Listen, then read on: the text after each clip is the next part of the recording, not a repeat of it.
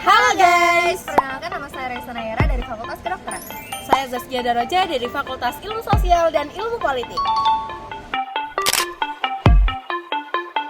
Halo guys, jadi perkenalkan aku Mas Yusuf Tape dari FISIP. aku Iris Manom dari Fakultas Perikanan dan Kelautan. 1, 2, 3. Hai, perkenalkan nama saya Ari Adi Sutama Putra dari Fakultas Ekonomi dan Bisnis. Saya Jonas Adrian Putra Pratama dari Fakultas Teknologi Maju dan Multidisiplin.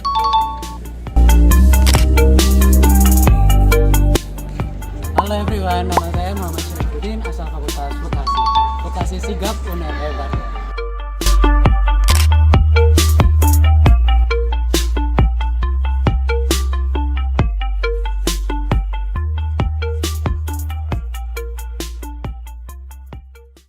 Batik adalah identitas bangsa sebagai warisan budaya Indonesia yang penuh dengan keindahan, filosofi, dan makna dalam setiap motifnya.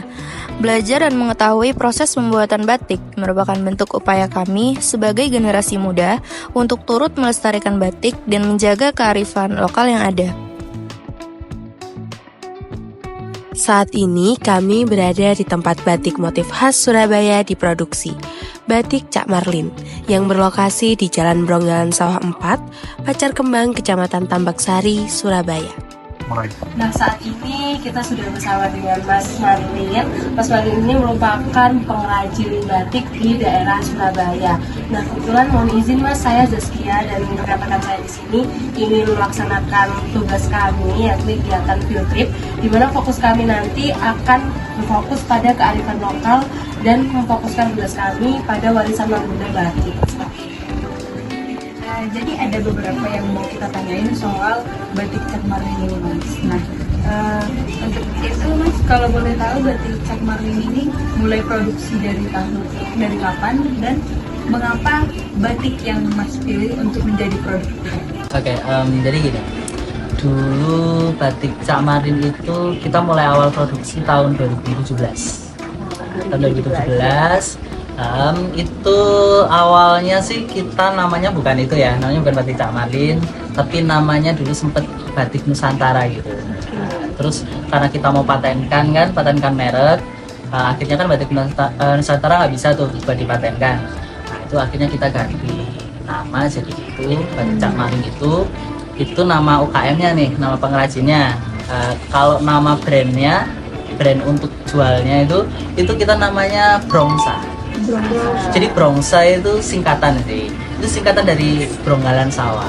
Bronggalan Sawah. Nah, Bronggalan Sawah tempat produksi batik ini. Oh, lokasinya gitu. Tempat lokasinya. Jadi Brongsa itu singkatan dari Jalan Bronggalan Sawah.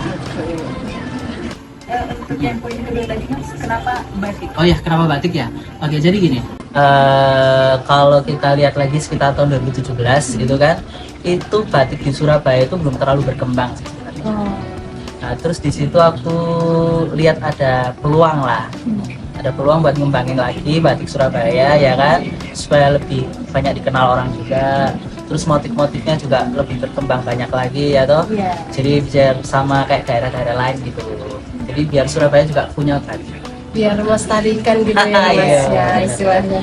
Jadi dari tahun 2017 sampai sekarang ya alhamdulillah pengrajin batik di Surabaya sudah semakin banyak. Untuk tekniknya sendiri Mas, kira-kira teknik dasar batik itu ada berapa? Terus tingkat kesulitannya itu gimana? Dari yang paling mudah ke paling rumit? Batik sendiri itu sebenarnya ada dua jenis ya kan, dua jenis batik asli itu. Jadi batik asli Indonesia itu ada dua jenis, ada batik tulis sama batik cap. Itu perbedaannya di mana? Perbedaannya ada di prosesnya, proses pembuatannya. Kalau batik cap itu menggunakan canting cap, jadi bentuknya seperti stempel gitu, terbuat dari tembaga ya toh. Terus kalau batik tulis itu kita pakai canting tulis. Jadi perbedaannya di alat.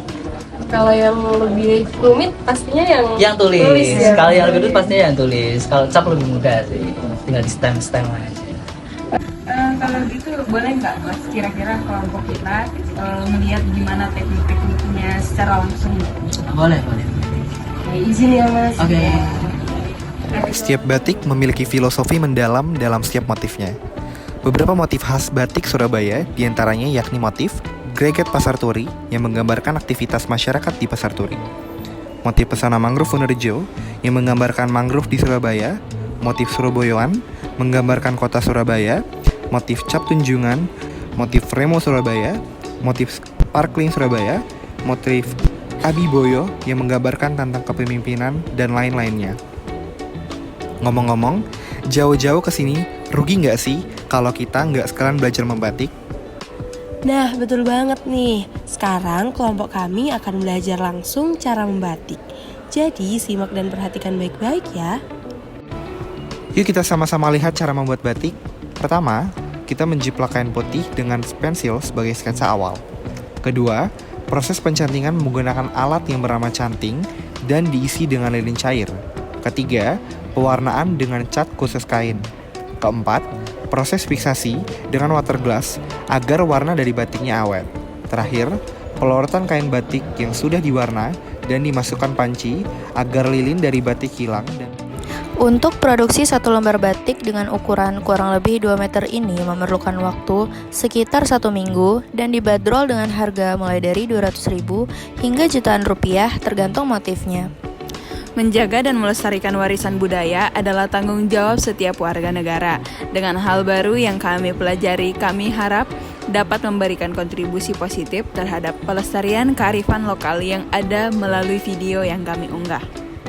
Yuk seluruh lapisan masyarakat, khususnya generasi muda, untuk selalu peduli dan berkontribusi dalam melestarikan budaya batik sebagai identitas bangsa Indonesia. Kami kelompok 1 pamit undur diri. Terima kasih dan sampai jumpa di field trip selanjutnya.